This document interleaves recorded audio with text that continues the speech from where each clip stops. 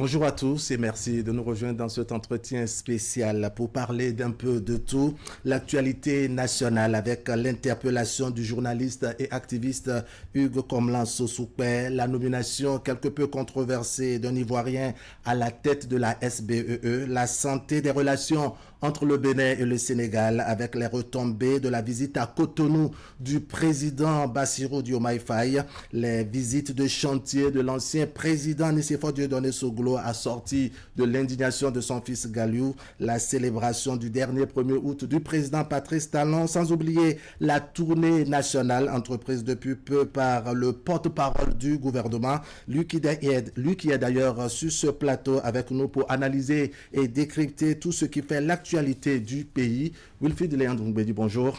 Bonjour. Merci de vous être montré disponible pour commenter l'actualité nationale avec nous.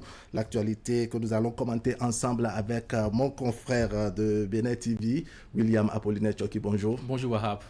Merci d'accepter le porte-parole de venir nous répondre à ces questions.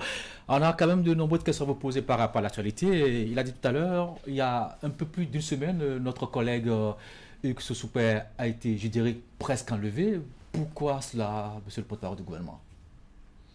Je suis d'abord surpris que vous évoquiez l'intéressé en termes de collègues. Je suis sûr que chacun de vous ici a une carte professionnelle de presse qui montre qu'il est un journaliste professionnel. Et je suis sûr que chacun de vous également sait dans notre pays qui a la qualité de journaliste et qui peut être considéré comme journaliste. En l'espèce, je vous mettrai au défi de me dire si dans les registres de la haute autorité de l'audiovisuel et de la communication, l'intéressé fait partie de ceux qui sont attributaires de la carte de presse. Ça, c'est pour la forme. Mais sur le fond, je vois plutôt un activiste politique. Chacun est témoin des productions de notre compatriote sur les réseaux sociaux. Après, vous me direz, oui, liberté d'expression. Oui, le gouvernement est partisan de la liberté d'expression.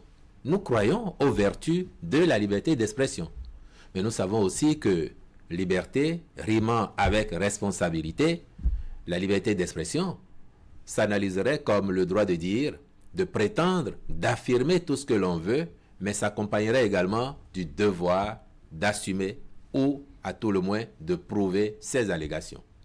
Dans le cas d'espèce, nous avons eu affaire à un activiste qui, de tout temps, a affirmé, écrit, diffusé des choses, je n'appelle pas ça information, qui, bien souvent, ont été contredites, démenties, montrant à l'opinion que cet activiste n'était pas dans la vérité, mais cela n'a jamais émoussé son ardeur à continuer dans ce sens. Et personne n'y a échappé. Aussi bien les autorités publiques que des particuliers, et puis le pays lui-même, sans parler de nos forces armées et béninoises. Or, vous savez très bien que, et ça ne remonte pas à 2016 ni après, depuis 1960 au moins, dans les lois sur la presse, les écrits attentatoires au moral des troupes constituent une infraction, et pas des moindres. Donc il y a tellement de choses à reprocher aux écrits de notre compatriote, parce que c'en est un, et à ce titre on lui doit le respect et la protection de ses droits, mais aussi l'amener à justifier ses écrits. Est-ce qu'il fallait procéder de cette manière? De quelle manière? Qu'il puisse venir reprendre de ses actes, ou du moins de ses écrits, comme vous le dites. Oui, procéder de quelle manière? Il paraît qu'il a été presque enlevé. Ah bon? Enlevé? Moi j'ai lu, comme vous certainement, qu'il a été interpellé par des agents de police et il a été ramené au pays. C'est ce que vous avez lu, porte-parole du gouvernement. Dans la réalité, c'est quoi? Comment ça s'est passé, son interpellation? C'est ce que j'ai lu. Je ne suis pas un agent de police et j'ai lu comme vous que des agents de police sont allés le chercher dans le pays où il résidait depuis un moment, parce qu'on a pu dire qu'il avait été invité exprès par le pays ami et dans lequel on l'a pris. Non, selon les informations que j'ai, il résidait déjà dans ce pays-là. Et ce sont des agents de police qui sont allés le chercher et qui l'ont ramené au Bénin. Vous croyez à cette version que vous dites avoir lu bien évidemment, sur la toile et dans... Bien évidemment, pour lui permettre, et c'est ça que vous devriez souligner, vous des médias, je crois, vous des médias, pour faire œuvre de pédagogie et pour dire à nos concitoyens que si vous, journalistes, vous écrivez quelque chose qui n'est pas vrai et que l'on vous interpelle devant les tribunaux, vous allez répondre. D'ailleurs, vous ne vous cachez pas pour faire votre travail. Ceux qui n'ont rien à se reprocher, ils ne se cachent pas, ils ne fuient pas pour faire leur travail, quand bien même ils sont critiques. Et Dieu sait que dans notre pays, aujourd'hui encore, il y a des citoyens critiques, des journalistes critiques qu'on lit sur les réseaux sociaux tous les jours, mais qui ne font pas dans le mensonge, dans la calomnie, dans les outrances, comme celui dont nous parlons ici aujourd'hui. Donc si toutes ces personnes peuvent exercer leur droit à la liberté d'opinion, à la liberté de presse lorsqu'il s'agit de journalistes, sans être inquiétés, cela vaut pour tout le monde, à condition, encore une fois, de faire son travail conformément aux lois de la République. Vous disiez tout à l'heure que le gouvernement, à chaque fois, répondu à ces écrits, montré que c'est faux ce qu'il disait. Alors pourquoi l'arrêter? Pourquoi ne pas le laisser continuer peut-être? Pas seulement le gouvernement, pas seulement le gouvernement. Oui. Aussi bien des citoyens voilà. que les personnes... Ça veut dire qu'il y a eu de la lumière à porter, aux informations qu'il diffuse. Que les personnes mises en cause. Ouais. Mais voyez-vous, vous dites, pourquoi ne pas le laisser persévérer? Nous savons tous, et si lui ne l'avait pas encore su, je crois que maintenant il doit le savoir, nous savons tous que l'erreur est humaine. Mais persévérer dans l'erreur, c'est ça qui est diabolique. Alors, de façon ouverte... C'est ça qui est diabolique. Oui. A fortiori, quand ça n'est pas une erreur, mais que c'est une faute et que l'on répète régulièrement la même faute pour des intentions que soit seul on connaît. On est curieux de savoir qui est le plaignant exactement. Ah, vous n'imaginez pas. Premièrement, avant qu'il ne prenne le large, c'est un particulier, hein, un chef d'entreprise qui avait porté plainte contre lui pour des écrits négatifs à l'encontre de sa structure. C'est d'abord ça. Parce que quand il y a une situation que les gens disent, on dit oui, c'est parce que le pouvoir les cherche. Non, au départ, c'était pas nous. Et puis c'est après qu'il s'est mis à écrire tout ce qu'il voulait. Votre serviteur en a subi les frais. Mais ça, c'est pas le plus important. Moi, ce qui m'intéresse le plus, c'est ce que on est capable de répandre sur son pays, sur nos forces armées béninoises, sachant très bien par ailleurs que c'est faux, qu'on est dans la manipulation, qu'on est dans les outrances. Et là-dessus, je suis quand même sidéré que les donneurs de leçons qui aujourd'hui veulent nous parler des conditions dans lesquelles il a été arrêté, de ce que la liberté d'expression serait malmenée, je suis sidéré que ces donneurs de leçons ne s'attardent pas un seul instant sur les états de service de l'intéressé pour dire au fond, et je crois que ce serait beaucoup plus crédible de leur part, pour dire au fond, celui que nous voulons défendre a commis des erreurs, a commis des fautes même. Nous demandons pardon, mais nous demandons à la justice d'être indulgente avec lui. C'est une approche qui, de mon point de vue, aurait déjà l'avantage de dire, bon, eux-mêmes, ils reconnaissent la limite. Vous ne le faites pas. Vous ne vous mettez pas à la place de toutes les personnes, de toutes les institutions qui ont pu subir les affres, la calomnie, les outrances de ce monsieur. Et puis, vous voulez juste donner des leçons pour dire la liberté d'expression est menacée parce qu'on a pris quelqu'un qui commet des fautes tous les jours et des plus graves. Alors, monsieur Potois, s'il vous plaît, et pour illustrer, l'une des toutes dernières salves en date, vous n'avez pas oublié que c'est quelqu'un qui, un jour, sur les réseaux sociaux, a entrepris de nous faire vivre en direct une attaque terroriste qui n'existait que dans son imagination. En direct, une attaque terroriste, vous imaginez?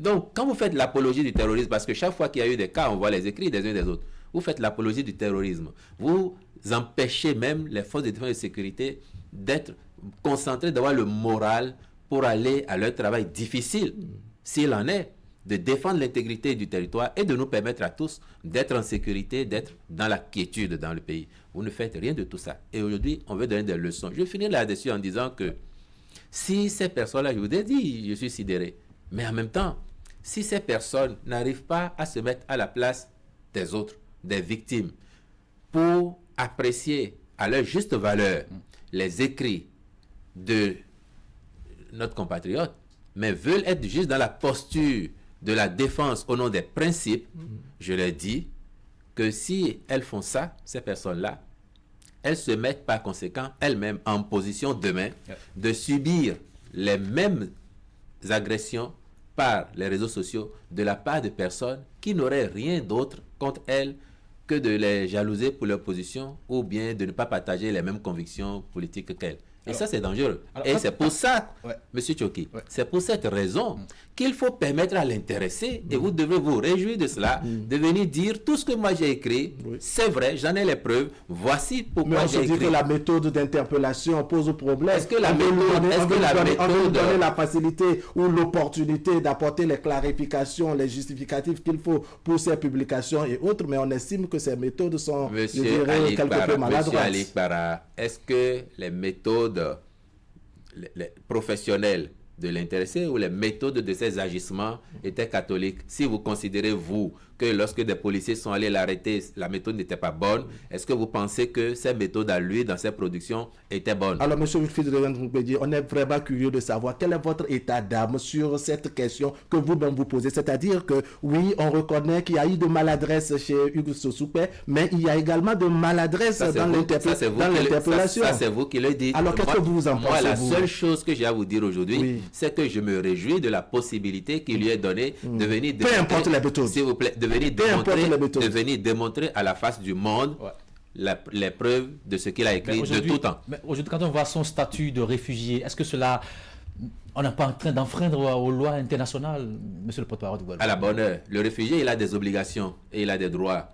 S'il est réfugié, rien que par son activité-là, il a déjà enfreint lui-même aux règles que le réfugié doit respecter. Et allez voir les tests du pays dans lequel il résidait avant, le Togo qu'on a brandi, allez voir les tests qui rappellent les obligations du réfugié et ce qu'il ne doit pas faire vis-à-vis du pays dans lequel il se dit persécuté, au point d'aller trouver refuge. Est-ce qu'on peut pas demander au Togo peut-être de l'interpeller au lieu que ça il a été interpellé, avons-nous lu, dans le pays où il était pour la circonstance, et depuis quelque temps, c'est la Côte d'Ivoire. Et vous ne pouvez pas dire que ça a été fait en dehors de toute connaissance des autorités ivoiriennes.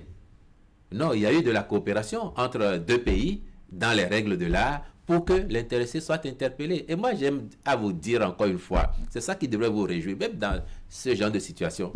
Celui qui, avec cet activisme débordant et malsain, estime qu'il est dans la vérité, il aurait pu lui-même s'offrir pour dire, moi j'ai crié, vous me mettez en cause, vous me mettez en cause chaque fois, vous me critiquez, moi je suis prêt à vous apporter les preuves de ce que j'écris, donc je m'offre à la justice de mon pays pour m'en expliquer. Maintenant, si ça n'est pas le cas et qu'on l'y amène, vous devez tous vous réjouir de l'opportunité qui lui est donnée, et tous ceux qui se sont rincés les yeux en le lisant doivent se dire, enfin, ce bonhomme va venir nous donner toutes les preuves, et ceux qui disent le contraire iront se cacher. D'accord, on va évoluer dans nos discussions et évoquer cette fois-ci, je dirais, ces visites de chantier de l'ancien président Nicéphore Dieudonné Soglo, visite de chantier devenue quelque peu, je dirais, répétée avec un peu l'indignation de son fils. Dans quel cadre on inscrit cette sortie ou cette série de sorties de l'ancien président Nicéphore Dieudonné Soglo?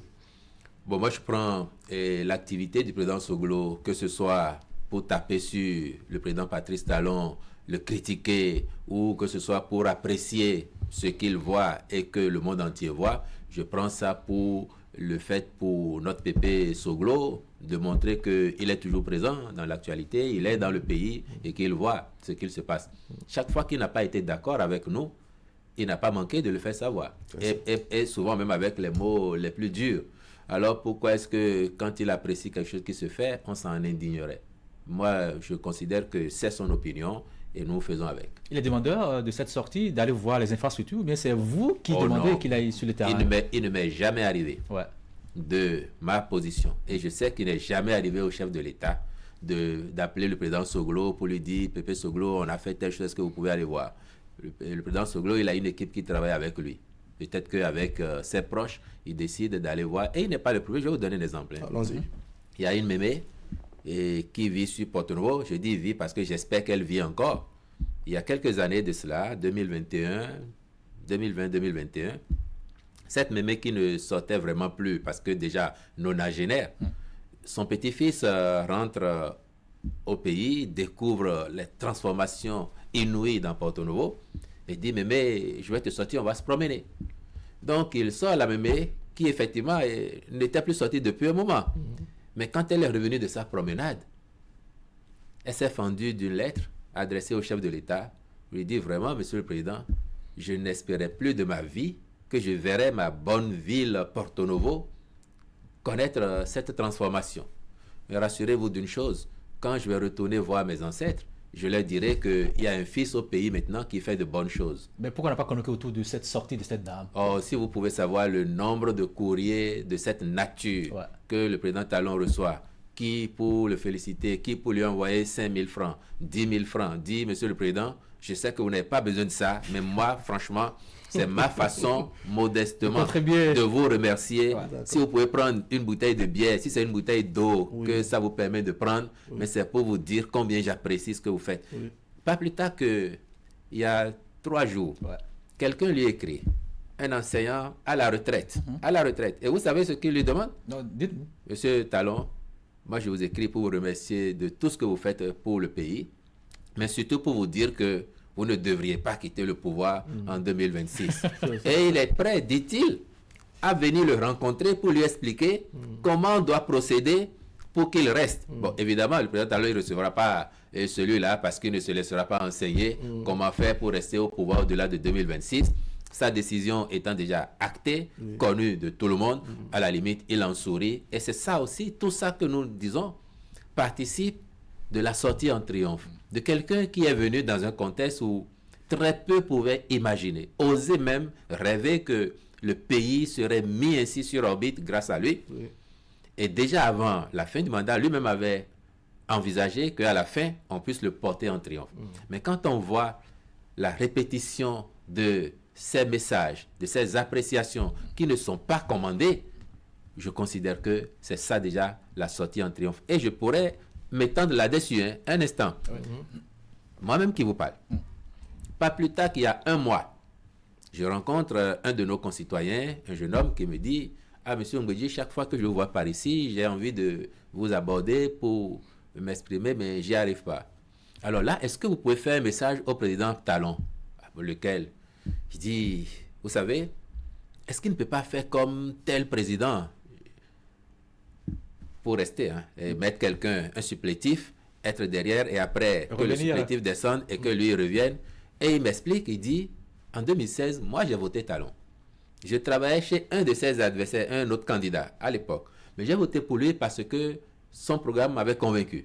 Mais très tôt, j'ai été déçu parce que j'avais un projet et j'avais des partenaires. Mais quand les premiers grands projets ont commencé dans Cotonou avec la libération de l'espace public, je n'ai pas pu réaliser mon projet. Donc j'étais fâché. Mais aujourd'hui, quand je vois son bilan, et il ajoute, nous avons connu des présidents qui ont fait 10 ans. Quand je vois son bilan, est-ce que nous avons raison de le laisser partir? Donc, est-ce que vous pouvez lui faire le message qu'il s'inspire d'eux pour rester? Il y a quelques semaines, un Zémidjan dans Cotonou discute avec un de ses clients qu'il essaye de convaincre de la nécessité pour le Bénin que le président Talon reste au-delà de 2026. Et l'autre lui dit non, ça ce n'est plus dans nos pratiques au Bénin. Sur le continent africain, le Bénin est différent. Que ceux qui ne comprennent pas la langue font m'en excuse. Le Zémidjan demande à son interlocuteur, bon, et l'autre lui demande, mais de quoi parles-tu, Zém? Un peu pour dire, on ne fait pas des choses pareilles à côté. Est-ce que vous ne pouvez pas vous inspirer de ce que des voisins font à côté? Bien. Et qu'est-ce que tu me dis par là? Et il dit, mais vous ne voyez pas dans tel pays voisin là, comment on fait pour que au petit matin on se réveille seulement et on voit que tout a changé et on est devant le fait accompli. Vous voulez le laisser partir avec autant de résultats que nous tous nous voyons? Je dis, soyez rassurés, le président Talon partira, il va passer la main et tous ensemble nous allons faire en sorte que son successeur nous éblouisse encore plus que lui n'a pu. Alors tous ces éloges, c'est suffisamment beau, même si ce n'est pas pas médiatisé, mais on sent une forte médiatisation des sorties de Nicéphore Dieudonné Soglo, et c'est ça qui est même de nature à gêner un peu. C'est lui qui organise. Nous on voit, mais de la même façon, quand il sort pour critiquer, est-ce que vous n'envoyez pas toutes vos caméras pour recueillir ses impressions et dire voilà, le président Soglo a tapé sur le président Talon et son gouvernement? C'est de la même façon, et ce sont les mêmes, je pense, les mêmes collaborateurs qu'il a, c'est eux qui organisent ces sorties pour nous critiquer. Ce sont les mêmes qui organisent les sorties pour dire ce qu'ils voient de bien. Mais son fils voit cela en mal. Il parle d'instrumentalisation, de vouloir profiter peut-être de la faiblesse de l'ancien président qui peut-être n'a plus toutes ses facultés. Ou est-ce qu'on peut parler de choses plus sérieuses? Vous voulez dire que ce qu'il dit n'est pas juste, c'est ça? Il manque de sérieux dans les propos de Galliou Soglou, qui estime qu'il y a une exploitation indigne et honteuse de son père, de l'image de son père. Qui n'aurait plus toutes ses facultés. N'est-ce pas? Mais vous savez très bien, vous... On sait de Nicéphore Dieudonné Soglou qui est un peu refroidi par le poids de l'âge. Vous savez très bien qu'en général, il y a ceux qui raisonnent et il y a ceux qui raisonnent. Alors, on classe Galliou Soglou dans quelle catégorie dans ce cas? En l'espèce, oui. Je crois que entre le père et le fils, oui. Il y en a un qui raisonne encore mieux que l'autre. C'est qui? Qui raisonne encore mieux que l'autre. Nonobstant le poids de la majesté des ans qu'il a accumulé. D'accord. Alors, qui raisonne entre Soglou et Galliou? Oh, mais vous savez très bien que dans ce pays, on a déjà connu un peu de tout quand même. En tout cas, le président Talon, on a connu un peu de tout. Ouais. De ceux qui, adeptes d'une certaine démocratie nescafée et des concours frauduleux de l'époque, pourfendaient le président Talon tout en étant avec lui, de vouloir mettre fin au concours frauduleux en lui reprochant de ne pas permettre à ses proches de glisser leurs militants parmi les candidats qui seraient admis au concours, mais qui font beaucoup de bruit sur les réseaux sociaux pour donner des leçons de démocratie et de bonne gouvernance, à ceux qui, pas plus gros qu'une grenouille, peut-être même moins, une mouche, se prenaient pour vaches en passant par ceux qui, se donnant tellement d'importance, en estimant être très aimés par le peuple, ont pu attenter ou organiser des agressions contre eux-mêmes en pensant que si ça arrivait, on va penser que c'est le pouvoir qui a organisé, que le peuple prendrait fait et cause pour lui. On a connu un peu de... J'ai pas parlé de M. Galliou, mais on a connu un peu de tout ça dans le pays. Alors, dans le cas Soglou, qui raisonne et qui raisonne. Je vous ai répondu. Oui, on veut une explication beaucoup plus nette pour nos téléspectateurs. Vos téléspectateurs souhaitent un peu plus de lumière sur ce sujet. Vos téléspectateurs ont tout bien compris, j'en suis convaincu. Allez, on va évoluer encore une fois dans nos discussions. Le mardi dernier, il y a le président sénégalais qui était ici au pays, Diomaye Faye, a voulu rendre visite à son homologue béninois, Talon. Qu'est-ce qu'on peut retenir de cette visite? Courtoisie, de travail, visite d'État, qu'est-ce qu'on dirait? Non, visite de travail, mais empreinte de beaucoup de courtoisie, beaucoup d'enthousiasme aussi de la part des deux, parce que ça fait un peu plus d'1 an que le président sénégalais est en place.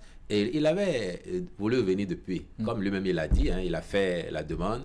Le président Talon, question d'agenda, n'était pas vraiment prêt encore. Et puis finalement, ça s'est fait et on pouvait voir la joie, je dirais même le bonheur pour les deux de se rencontrer. De se rencontrer dans un contexte où ils ont pu parler de la sous-région, des atermoiements qu'il y a au sein de nos organisations sous-régionales, des problèmes aussi, des difficultés, mais aussi parler de la coopération entre les deux pays. Et je pense que ce furent quelques heures chaleureuses et d'intenses discussions entre deux hommes d'État. Alors que dire, je dirais, de la santé des relations entre le Bénin et le Sénégal et quelles sont les retombées au-delà, je dirais, des questions de la sous-région? Quelles sont les retombées de cette rencontre, de cette visite? Les relations entre le Bénin et le Sénégal étaient déjà bonnes, le sont encore. Et les deux chefs d'État ont convenu de faire en sorte qu'elles s'améliorent encore au fil du temps et qu'elles soient porteuses de plus de retombées pour les populations des deux pays. Et justement, parlant de retombées pour la population, vous avez vu, commencer par parcourir plusieurs régions de notre pays. Pourquoi cette descente? Mais pourtant, les ministres pouvaient jouer quand même ce rôle-là. Pourquoi c'est vous qui prenez maintenant le bâton de pèlerin pour parcourir ces différentes communes de notre pays, monsieur le porte-parole du gouvernement? Au gouvernement et autour du président Patrice Talon, nous avons chacun sa mission. Et chacun essaye d'apporter le meilleur de lui-même pour que le message passe, que les populations comprennent ce que l'on fait et ce qu'elles ne comprennent pas, ce qu'elles n'aiment pas dans nos décisions, qu'on leur explique pourquoi on le fait, parce qu'on est de bonne foi. Et puis cet exercice, ça fait quand même un peu plus d'1 an qu'il a commencé. Il a commencé, et depuis que les ministres conseillers sont là, ils essayent aussi, à leur manière, d'amplifier, même si ça n'est pas le même format, ça n'est pas le même contenu. Les ministres conseillers, ils ont des secteurs dont ils s'occupent. Le porte-parole du gouvernement, il est obligé d'être transversal et de répondre à toutes les questions. C'est ça qui fait que quand je rencontre les populations d'une commune, vous pouvez avoir 30, 40 personnes qui posent des questions sur différents secteurs, et puis il faut essayer de les répondre, de les satisfaire, ce que nous faisons. Et je crois que avec le retour que nous avons, mes équipes et moi, avec la participation enthousiaste des populations, et ces séances sont ouvertes à tout le monde, s'il vous plaît. C'est transpartisan. Transpartisan. Et généralement, c'est organisé par des jeunes volontaires. J'avoue que la toute première initiative, c'est moi-même qui l'ai prise, d'aller soutenir des jeunes dans une commune considérée comme difficile pour eux, des jeunes soutiens du pouvoir à l'époque. Oui. Ils ont fait une délégation, ils m'ont vu, je parle de la commune de Bantais. Okay. Et quand ils m'ont exposé leurs difficultés sur le terrain, je leur ai dit, si vous êtes capable de mobiliser quelques centaines de jeunes, surtout ceux dont vous parlez qui ne comprennent pas encore ce que nous faisons et qui ne vous comprennent pas, je viendrai leur parler, leur expliquer le sens de notre action. Et ils m'ont dit, on peut le faire. Donc ces jeunes, ils sont retournés à Bantais, je les salue au passage. Ils ont vu le maire, ils ont vu le préfet, ils leur ont dit, M. Ngbeji et son équipe disent qu'ils sont prêts à venir nous appuyer sur le terrain. Donc c'est parti de là. Et puis à partir de là, un instant, d'autres qui ont vu demandent à ce qu'on vienne chez eux, les soutenir. Et souvent, ce sont des jeunes. Moi, mon numéro de téléphone, chacun sait maintenant que c'est pratiquement le standard national. Tout le monde écrit dessus, tout le monde appelle dessus, parce que je n'ai pas changé et que je réponds à tout le monde. Donc, certains même que je ne connais pas vous disent, je suis de telle commune, est-ce que vous pourriez venir chez nous? Je vous donne un exemple. La dernière fois, j'ai fait Tchaourou. J'étais en émission interactive, parce que quand ça n'a pas le terrain, c'est les radios communautaires, mais émission ouverte aux populations, et tout le monde peut appeler pour des questions. Donc à Tchaourou, on m'a dit, on vous voit aller ici et là, mais quand est-ce que vous allez venir chez nous? Le même jour, un élu de Tchaourou m'a vu, a dit, je lui demande, vous pouvez organiser pour les populations? Je dis, oui, je peux. Et c'est comme ça qu'on a été à Tchaourou. Donc il n'y a même pas un planning préétabli. C'est en fonction de la demande et de la disponibilité. Vous parlez de retours. Quelle est la nature des retours que vous avez eus sur le terrain? Je vous assure, la main sur le cœur, que dans la très grande majorité, les populations béninoises sont satisfaites de l'action du président de la République. Il y a des critiques, il y a des insatisfactions qui s'expriment librement. Mais en général, je vous l'assure, ces populations sont très satisfaite et reconnaissante au président de la République d'avoir mis le pays à ce niveau-là. Et elle n'hésite pas aujourd'hui à le dire. Lorsqu'on a fini de les convaincre de ce que, malgré leurs demandes, le président ne resterait pas, elle n'hésite pas aujourd'hui à nous dire, essayez quand même de lui souffler, qu'il faut faire en sorte de nous trouver un successeur qui sera au moins à la hauteur et qui va permettre ce sujet revient dans beaucoup de discussions. Cette épopée se prolonge. C'est le ressenti des populations. Je suis convaincu, M. Ali Para, que vous qui êtes au sein de la population avec vos micros, vos caméras, vous qui discutez avec les gens de toutes obédiences, je suis convaincu que vous ressentez la même chose. Et ce qui est réjouissant pour nous, c'est que parfois même, c'est au sein des pires adversaires publics, en tout cas du président, que les demandes où les appréciations vont dans ce sens. On a également des versions où on dit nous voyons tous. C'est-à-dire au niveau de l'entourage même du chef de l'État, il y en a qui souhaitent qu'il passe vite pour qu'il puisse souffler un peu. Vous dites quoi par rapport à ça? Attention. Vous êtes fatigué. Fatigué de la rigueur? C'est pas de la rigueur ou de la masse de travail. Travail et puis voilà, de la rigueur. Peut-être la combinaison des deux. Le président a l'habitude de nous dire, c'est peut-être, mais je pense pas, il a l'habitude de nous dire, ce que le peuple attend de nous, c'est de travailler jusqu'à n'en plus pouvoir. Ah oui? Ah oui, je vous assure, c'est de travailler jusqu'à n'en plus pouvoir. Parce que quand on est dans un pays où tout est à construire, où il faut créer les conditions du bien-être général, on n'a presque pas de temps pour soi. Mais quand vient la trêve, comme par exemple en août là, c'est encore lui le premier à insister pour dire il faut que chacun fasse le break, fermez les bureaux, je ne veux pas vous voir au bureau tout au moins 2-3 semaines, allez vous reposer, allez vous amuser, parce qu'il n'y a pas que le boulot dans la vie, il faut aussi un peu de fantaisie. Mais quand il a fini de dire ça, lorsque les 3-4 semaines sont passées que vous revenez, il faut démarrer sur des chapeaux de roue. C'est ça qu'il attend. C'est ça qu'il attend de nous. Et généralement, les ministres que je vois au gouvernement, les collaborateurs sont tous dévoués porté par cette dynamique-là et je n'en vois pas un seul qui soit pressé qu'ils partent parce que ils en auraient assez. Je ne crois pas. Alors, justement, parlant du débat du chef de l'État, d'ici là, on aura les élections. Le calendrier est sorti, lancé par la Cour constitutionnelle. On aura, je crois, les présidentielles en avril prochain. On aura aussi, je crois, les communales en janvier. Et jusque-là, on ne connaît pas encore le successeur du président, mais ça peut étonner plus d'un. C'est la première fois que nous sommes à quelques semaines des élections et que jusque-là, on ne connaît pas encore c'est qui la personne qui veut remplacer le chef de l'État, Patrice Talon. Mais vous connaissez déjà des candidats annoncés, non? Mais pourquoi pensez-vous que parmi ceux qui se sont annoncés déjà, personne ne serait élu? Donc vous avez... Peut-être on a l'occasion avec vous de savoir lequel est le successeur de Patrice Talon parmi ceux qui se sont annoncés. Pour l'instant, en lisant vos journaux, en suivant vos télé et radios, j'ai noté avec vous qu'il y a déjà des candidats déclarés. Il ne leur reste qu'à faire la formalité d'obtenir les parrains nécessaires pour que leur dossier, et s'ils ont le quitus fiscal, soit bon. Vous ne pouvez pas être au cœur de l'information. Au niveau des partis de la mouvance, il n'y a pas encore mais chacun son candidat. Au niveau des partis de la mouvance, comme au niveau des partis d'opposition. Je n'ai pas encore vu LD ou FCBE désigner son candidat. Peut-être que deux partis de la mouvance. Et au moins aussi deux de l'opposition. Et je n'ai vu encore aucun d'eux désigner son candidat. Peut-être qu'au niveau des partis... Doit-on dire que vous attendez, n'est-ce pas, que la mouvance attend que l'opposition déclare son candidat avant de faire à son tour? Je disais, vous m'aurez laissé finir que vous avez compris. Je disais peut-être qu'au niveau de ces partis, mouvance ou opposition, ils s'observent, se disent, bon, comme si on jouait aux échecs, bon, de quel côté va mettre son pion? S'il déplace son pion de ce côté, comment je fais pour être sûr de lui apporter la répartie nécessaire? Peut-être qu'au niveau de ces partis, c'est une question de stratégie, on s'observe. Dans tous les cas, vous et moi, nous serons tous fixés parce que nous connaissons maintenant le calendrier électoral qui fera que, à un moment ou à un autre, tous ces partis, s'ils veulent prendre part à l'élection présidentielle, auront déposé les dossiers de leurs candidats. Donc, nous saurons enfin qui est UPR, qui IBR, qui LD, qui FCBE ont désigné ou qui ensemble ces partis auraient identifié. Vous ne pouvez pas être au cœur de l'information, au cœur même du pouvoir central et nous dire que vous êtes, je dirais, au même niveau d'information que vous n'avez pas un plus par rapport aux autres citoyens de la nation. Mais justement, nous sommes au même niveau d'information. En attendant d'être plus informés, je vous dis que d'ici à la mi-octobre, nous serons tous informés. Mais en attendant encore, nous voyons bien qu'il y a déjà des candidats annoncés. Mais vous faites l'injure à ces candidats de considérer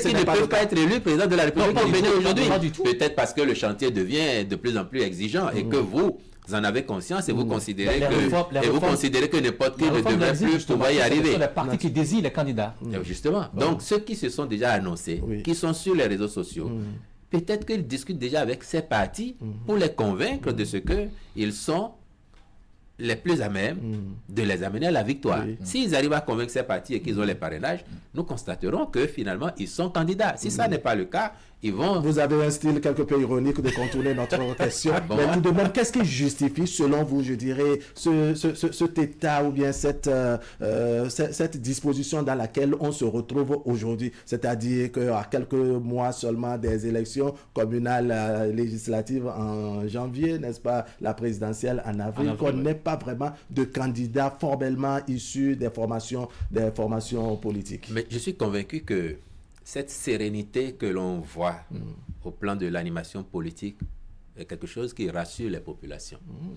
Par le passé, on a été habitué à avoir des élections pratiquement tous les 18 mois, des élections, et puis un an avant, et on est déjà en ébullition, la pré-campagne, les visites de terrain ici ou là. Aujourd'hui, nous avons fait une réforme majeure et institué des élections générales qui ferait que tous les 5 ans, on va aux urnes. Pendant 4 ans et demi, après les élections, on est à fond dans le travail parce que nous sommes tous en train de construire notre pays pour créer les conditions du mieux vivre et du bien-être individuel et collectif. Plutôt collectif et individuel. Et puis après, on aura 6 mois francs pour aller à fond dans les querelles politiques, la bagarre politique. Et quand on a fini, on dit, oh, rendez-vous dans 5 ans. On se remet au travail. Et donc, ce qu'il se passe là, me semble-t-il, est déjà l'illustration d'un gain de cette réforme du système partisan et de nos pratiques politiques, ce qui fait que les populations savent qu'on peut aller à une élection de façon sereine sans oublier de faire le travail pour lequel on est comme. Si aujourd'hui, par exemple, la réforme n'avait pas eu lieu, vous savez très bien que si c'était les pratiques d'avant et que des candidats au sein de la mouvance ou même de l'opposition étaient déjà déclarés, mais en particulier au sein de la majorité présidentielle, l'administration serait au ralenti, elle ne fonctionnerait pas aussi bien qu'elle le fait aujourd'hui. Et ça, nous avons corrigé aussi ce biais-là que nous avions avant. C'est des aspects positifs qu'il faut oser relever et dire la réforme, elle n'était pas si mauvaise que ça. D'accord. Alors pour le choix donc des futurs dirigeants, est-ce qu'on ne peut pas se donner davantage de temps, ne serait-ce que pour consulter leur projet de société, le programme, ce qu'ils veulent nous proposer, l'offre qu'on nous apporte pour pouvoir diriger la nation? Vous parlez de 6 mois. Quel temps disposent, je dirais, les populations, les citoyens pour consulter ces projets de société, s'en imprégner avant de faire le choix judicieux qu'il faut? Nous sommes ici à Canal 3. J'ai observé que vous êtes dans un quartier qui a connu il y a quelque temps les travaux d'asphaltage. Il y a des rues ici qui ont été impactées par ce programme. Bitume ici, pavé là. Et pendant que les ouvriers étaient sur le terrain et creusaient, peut-être pour faire les collecteurs d'eau, un sujet qui vous intéresse, M. Choki, pour faire les collecteurs d'eau, vous vous interrogiez. Mais qu'est-ce qu'ils veulent faire là? Est-ce qu'il y aura vraiment une rue pavée ici ou asphaltée? Là où hier, c'était que du sable et c'était de la boue quand il pleuvait. On ne pouvait même pas circuler. Et puis à l'arrivée, vous voyez, vous dites, oh, chiche, ils ont fait quelque chose de formidable. De la même façon, il y a toujours les préalables invisibles. Vous ne voyez pas tout ça. Exactement comme quand vous voulez faire votre maison à étage. Pendant que vous faites la fondation, ceux qui passent ne savent même pas ce que vous faites là. Et puis c'est quand ça commence à sortir qu'ils se disent, ah, c'est un gros chantier. Au sein des partis, vous imaginez très bien qu'à 3 mois de l'échéance du dépôt des dossiers de candidature, vous imaginez très bien qu'au sein des partis, il y a du mouvement, il y a de l'activité. Les gens se parlent, se concèdent, ils mettent en place les process et tout. Donc, tout ça, c'est les préalables. Et puis, quand le point d'orgue va arriver, où les candidats à la candidature vont se déclarer, où les partis vont peut-être dire, organisons des primaires ou bien des débats au sein de nos militants, vous verrez que mais les partis, ils faisaient du travail que nous ne voyions pas. Le plus important, c'est qu'à l'arrivée, à l'échéance, on sache qui sont ceux qui aspirent à prendre la relève du président Patrice Talon. Peu importe les projets de société. Parce qu'il faut quand même le temps pour consommer les projets de société. Et vous aurez justement, s'il vous plaît, il paraît pour la mouvance que c'est le président Talon qu'on attend, que c'est le désir candidat. S'il vous plaît, en deux temps.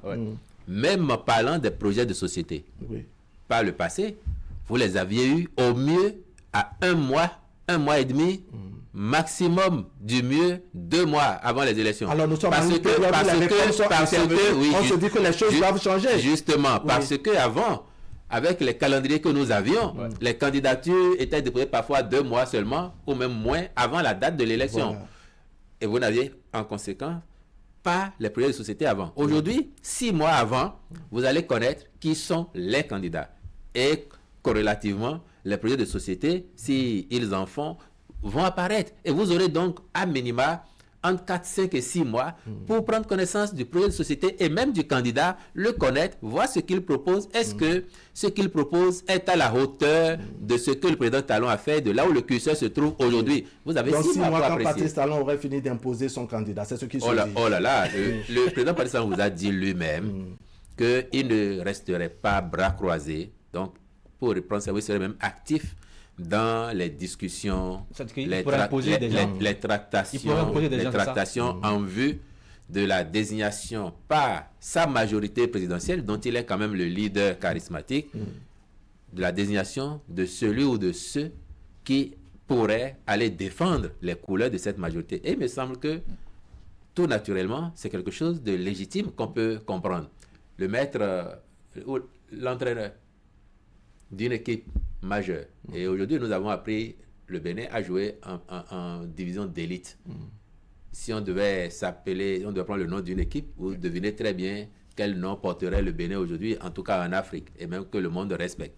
Est-ce que ça n'est pas l'entraîneur qui, avec son staff, aligne son équipe et dit, celui-là, il est en baisse de forme, celui-là, il est souffrant actuellement, ou tel qui faisait le banc habituellement peut valablement remplacer tel autre. Ça a toujours été le cas, non? Mais le président Talon, est-ce qu'il n'est pas aujourd'hui en position d'entraîneur de toute cette belle équipe autour de lui? Et avec son staff, les chefs de parti et autres acteurs majeurs, ils se retrouveront et ils discuteront à bâton rompu, et puis ils vont challenger les uns et les autres, et à l'arrivée, nous dire, bon, voilà ceux que nous pensons être les plus à même de nous défendre, en espérant qu'ils aient la vista pour que ils tombent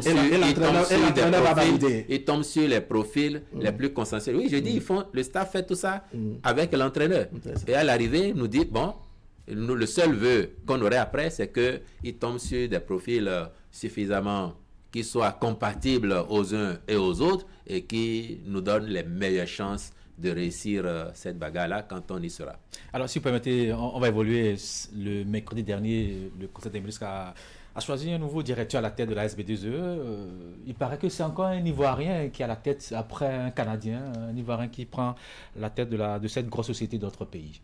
Je suis convaincu que tous les panafricanistes sont contents du président Talon. Tous les panafricanistes, sérieux. Tous ceux qui observent que le Bénin, le tout premier sur le continent, a exonéré tous les Africains de visa pour entrer au Bénin. Ceux qui observent que le Bénin a pris des mesures hardies pour offrir une chance de ressourcement aux enfants des afro-descendants. Il n'y a pas de meilleure preuve de panafricanisme que ça. Même si hier, quand on a nommé tel Africain à la tête de telle société, les gens ont fait du bruit, quand bien même ils se disent panafricanistes. Aujourd'hui, on a pris un Africain proposé par la société qui a la gestion déléguée de l'entreprise. Mais nous sommes heureux que ce soit un Africain. On aurait été encore plus heureux s'ils avaient trouvé un profil béninois à même de faire le travail. Mais aujourd'hui, ça n'est pas le cas. Seulement, c'est un Africain et je suis convaincu que tous les panafricanistes sont satisfaits de cela. C'est quoi? On n'est pas satisfait du travail que faisait le Canadien, c'est ça? C'est un groupe. Ce n'est pas un individu qui a la gestion déléguée. C'est un groupe qui a la gestion déléguée. Et les DG, ils ont un mandat. Peut-être que la société elle-même n'est pas satisfaite. Peut-être que nous avons des motifs d'insatisfaction que nous exprimons. Et c'est à la société de faire cette diligence et de proposer quelqu'un à la nomination. Après, le gouvernement, il fait ses enquêtes pour s'assurer si le profil correspond. Est-ce que la personne connaît au moins de quoi il s'agit? Quels sont ses états de service avant? Et en l'espèce, celui que nous avons vu avec son CV, je peux le partager avec vous.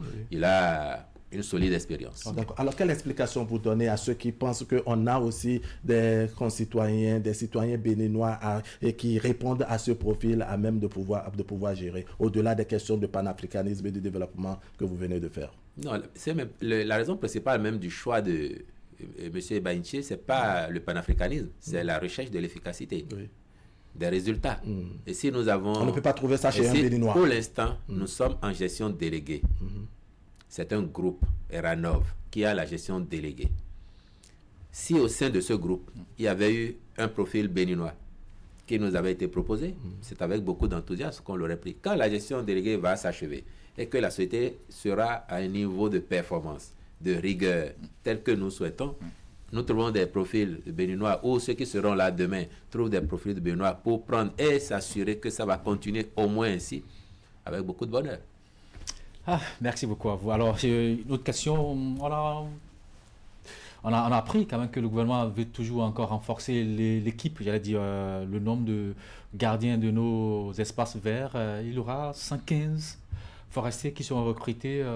Pourquoi ce saucissonnement, j'allais dire, de ce recrutement? Pourquoi ne pas prendre un grand nombre en même temps, savoir comment on a fini avec cette action de protection de la biodiversité, monsieur le porte-parole du gouvernement? C'est pas qu'on saucissonne. Non, on fait en fonction des besoins exprimés, en fonction des disponibilités. Vous parlez de saucissonnement parce que ce que vous ne voulez pas dire à nos concitoyens, c'est que ça va être la 3e fois au moins que nous recrutons pour les eaux, forêts et chasse. Et depuis que nous sommes là, nous avons doublé le nombre d'agents des eaux, forêts et chasse. Bon, même si certains n'ont jamais vu ces recrutements-là, et ceux qui considèrent qu'on ne fait rien sur le plan des emplois. Donc, il s'agit de besoins exprimés au moment où ils doivent l'être, Et le gouvernement accompagne le ministère en mettant à disposition. Ça sous-entend que c'est le besoin exprimé pour l'instant. Bien sûr. Les fois d'avant, il y a eu d'autres besoins exprimés. Et je dis, c'est au moins la 3e fois que nous recruterons pour les eaux, forêts et chasses. Si le tout avait été proposé à recrutement avant et que nous avions arbitré, nous aurions dit, bon, s'ils veulent 300 ou 500 d'un seul coup, on le fait. Mais ça vient en fonction des départs à la retraite, en fonction des exigences nouvelles ou des besoins de profil déterminés. Et c'est pour cette raison que vous avez vu la validation par le Conseil de ces recrutements de 115 nouveaux agents. Alors, si vous voulez, il y a une autre question quand même que le président se pose. Il paraît qu'on ne connaît pas encore de façon exacte le salaire de nos ministres, encore moins celui du président de la République. Ils ont... Les députés à l'Assemblée nationale, qui sont les représentants de tout le peuple, ont parlé au nom de ceux qui ne savent pas encore, et le débat se fera le moment venu, là où il a été posé. Et chacun, ceux qui veulent en savoir, en saurait. Est-ce que vous pouvez nous donner peut-être la primeur par ici, quel est peut-être le salaire du président de la République, la vice-présidente, les autres présidents d'institutions, en attendant peut-être que le débat se fasse au niveau du Parlement, où les députés de l'opposition notamment ont posé la question? Ce serait manquer de respect à la représentation nationale. Ils ne diront pas ça, soyez rassurés. Ce serait manquer de respect à la représentation nationale, d'autant plus en l'espèce que la question a été posée par un député d'opposition et il irait dire que mon ami Wassangari va dire que... il sera content de savoir que c'est quand même le porte-parole du gouvernement qui apporte les explications. Vous ne répondez pas aux députés, vous répondez aux journalistes et donc aux populations. Mon ami Wassangari va dire que le porte-parole du gouvernement, son ami Wilfried Lanhungbeji, ne lui a même pas fait l'amitié d'aller le voir là-bas et qu'il allait répondre aux journalistes de Canal 3 et de Benin TV, alors que c'est lui qui a posé la question. Donc, il est envoyé là-bas par la population, donc vous répondez aux populations. Saufrait que le moment venu, là où la question a été posée, le débat puisse se faire là-bas et qu'il ait l'information qu'il recherche. D'accord. On ira dans des questions pêle-mêle comme ça pour boucler nos discussions. Ces démissions devenaient répétées au sein des formations soutenant les actions du gouvernement. Quel est l'état d'âme du chef du gouvernement quand il apprend que ses soutiens, il y a en quelque sorte de déficit d'harmonie en leur sein? Je ne sais pas s'il s'agit de déficit d'harmonie. Je vois plutôt l'expression de la liberté d'association. On appartient à un parti politique. À un moment donné, on ne se sent plus en harmonie avec, ou bien on a des ambitions telles qu'on n'est pas sûr de les voir réalisées tant qu'on est au sein de ce parti, et puis on cherche à se positionner ailleurs. C'est pas plus que ça. Le plus important, c'est que cela ne remette pas en cause la volonté que nous avons d'édifier de grands partis politiques au Bénin, des partis nationaux, des partis de gouvernement. Et vous observez bien que, quand bien même les gens démissionnent, ils ne vont pas jusqu'à créer de nouveaux partis parce qu'ils savent qu'en raison des exigences de seuil de représentativité aujourd'hui, si vous allez créer un parti politique comme vous le faisiez avant, vous partez à l'aventure, sans perspective. Donc les gens comprennent, malgré ce mouvement-là, qu'il est encore utile aujourd'hui d'appartenir à de grands partis, des partis de gouvernement, si l'on veut faire carrière politique. Et ça aussi, c'est un des gains de la réforme. D'accord. On se demande pourquoi le gouvernement, par exemple, ne peut pas travailler, puisque vous parlez des partis du gouvernement, pourquoi on ne peut pas travailler pour avoir un seul bloc pour le gouvernement plutôt que d'en avoir plusieurs? Ça, c'est une question qui ne m'appartient pas. Et puis, avec le recul, quand les deux partis ont été créés, c'est d'abord parce que le président Talon ne veut pas un parti dédié à sa personne. Il a fait une réforme structurelle en pensant à l'avenir du Bénin. La plupart des présidents qui sont passés avant lui ont fait un parti pour eux.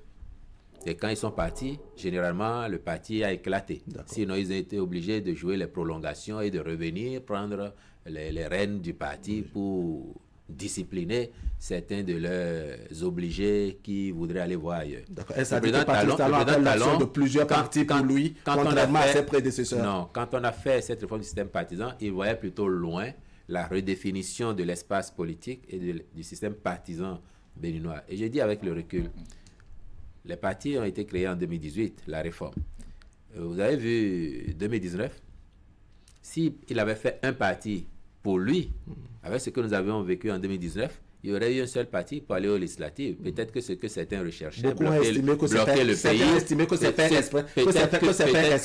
Donc, et 1 an et demi ou 2 avant, il a anticipé que tel et tel parti allait refuser de prendre part aux élections. C'est ça? Non. C'est le sens de l'État qui se manifeste là. Et je crois qu'on peut tout lui reprocher.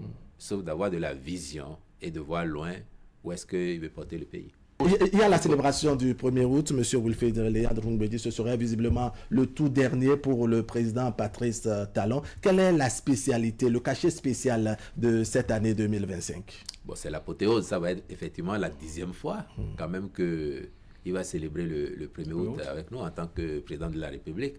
Ce que nous avons commencé à faire, les améliorations continues qui s'observent depuis quelques années, je pense, seront encore au rendez-vous, avec l'exigence de ponctualité, de sobriété, mais en même temps d'élégance autour du défilé militaire et paramilitaire.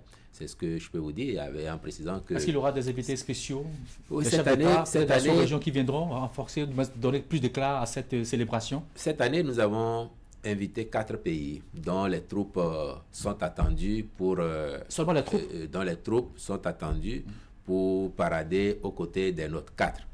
À l'heure où je vous parle, il y en a 2, et avec certitude, dont on peut dire que ils seront là. Il y a 2 autres. Alors, pour vous dire combien nous sommes ouverts, nous tendons la main. Les 2 autres sont des pays de l'AES. Et vous pouvez deviner, qui sont invités formellement. Mais à l'heure où je parle, en tout cas, je n'ai pas encore idée de ce qu'ils ont répondu. Mais nous avons fait la démarche de les inviter pour leur dire que nous sommes des frères, que nos populations sont les mêmes de part et d'autre des frontières et que le Bénin reste toujours disposé à avoir une bonne collaboration, une bonne coopération avec eux. D'accord. Quels seront les messages forts auxquels on pourrait peut-être s'attendre? Mais vous avez déjà dit que ça va être le dernier. Peut-être que s'il devait dire un mot, le président va souhaiter qu'en 2026, avec son successeur, nous ayons une célébration de même facture, sinon en mieux. D'accord. Et je pense que s'il a un mot à passer, ce serait surtout celui-là, de dire, parce que moi je l'entends répondre aux gens, y compris parmi les proches, qui lui disent, président, vous ne devriez pas laisser le pays maintenant, il faut qu'on agisse sur les tests pour que vous restiez, regardez tel pays, si ça continue, c'est parce que celui qui a eu la vision qu'il a incarnée à un moment donné est resté plus longtemps, mais il le dit toujours invariablement. Combien parmi vous, même ceux d'entre vous qui me connaissaient depuis, qui me faisaient confiance, combien parmi vous pouvaient oser imaginer que ce que nous avons réalisé ensemble avec les Béninoises et les Béninois, combien imaginaient qu'on aurait mis ça à ce niveau? Si vous ne l'imaginiez pas que nous y sommes, pourquoi vous ne pensez pas que celui qui viendrait ou celle qui viendrait après moi serait en mesure de faire autant, voire plus? Et moi, mon souhait, c'est que celui qui arrive fasse beaucoup plus. C'est comme ça que notre pays va durablement se développer. Et ça n'est pas l'œuvre d'un individu. Moi, je n'aurais été qu'un catalyseur, un déclencheur pour nous montrer à tous que c'était possible. Et je suis convaincu qu'il y a d'autres Béninoises et Béninois qui peuvent faire beaucoup plus et mieux que ce que nous sommes en train de faire ensemble, moi étant le capitaine. Et c'est pour cette raison que je ne céderai pas aux sirènes qui me demandent de rester. Que ce soit des proches, que ce soit l'opinion. Et j'ai entendu quelqu'un me dire, mais comment il va faire si demain le peuple se met dans la rue et dit, il ne peut pas partir? Je dis, le peuple se mettrait dans la rue, mais les tests sont ce qu'ils sont. Et le président lui-même vous a dit, je n'en ai pas envie parce que le Bénin est plus grand que nous tous. Et moi, j'aimerais que quand j'aurai passé la main, celui qui arrive, il fait son mandat ou ses mandats, il passe la main, ainsi de suite, mais que nous maintenions la trajectoire du développement. C'est ce qu'il y a de mieux à faire pour nous tous. Et ça n'est pas pour un individu qu'on ferait des changements qui compromettraient tout ce que nous avons mis en route ensemble. Alors, vous parlez de l'apothéose pour ce dernier numéro du président Patrice Talon en tant que président de la République. Peut-on également s'attendre, pourquoi pas, à des grâces présidentielles et autres mesures d'assouplissement à ceux qui sont en difficulté avec la justice, par exemple? Bon, en général, à cette occasion-là, il y a des remises de peine. Ceux qui doivent y travailler, au ministère de la Justice notamment, ils font leur travail et puis ils proposent les listes au chef de l'État. Donc, je ne pense pas que 2025 va déroger à cette coutume. Il peut y avoir peut-être aussi un cachet spécial, pourquoi pas un clin d'œil à l'endroit de ceux qui, n'est-ce pas, sur le terrain politique, ont également des difficultés avec la justice. Vous ne dites pas qu'ils sont des condamnés politiques. C'est pas ce que vous dites. Je n'utiliserai pas cette expression. D'accord. Bon, s'ils ont des difficultés avec la justice et qu'ils remplissent les conditions, pourquoi pas? Peut-être que le ministère de la Justice, en faisant le point, va dire, bon, ceux-là, ils remplissent les conditions. Parce que même pour bénéficier de la grâce, il faut remplir des conditions. Les tests ont prévu cela. Sinon, ça va être l'arbitraire. Donc, si leur nom apparaît parce qu'ils remplissent les conditions, why not? Alors, vous utilisez une terminologie tout à l'heure, les condamnés politiques. Non, je vous demandais si vous voulez suggérer que ce sont des condamnés politiques. Non, je ne suggère pas cela, mais il y a effectivement que dans l'opinion, on parle également de condamnés politiques et autres. Est-ce qu'on peut espérer de prisonniers politiques? Est-ce qu'on peut espérer, je dirais, de mesures d'allègement, d'assouplissement à leur direction pour ce 1er août? À chaque jour suffit sa peine. Demain viendra. Wilfried Riyad Mbedi, merci beaucoup, porte-parole du gouvernement. Merci pour cet exercice, ce tour d'horizon concernant donc l'actualité, exercice fait ensemble avec William Apollinaire Tchoki de Bénin TV. William, merci beaucoup. Merci beaucoup. Mesdames, Messieurs, merci de nous rester fidèles. Très bonne journée à vous.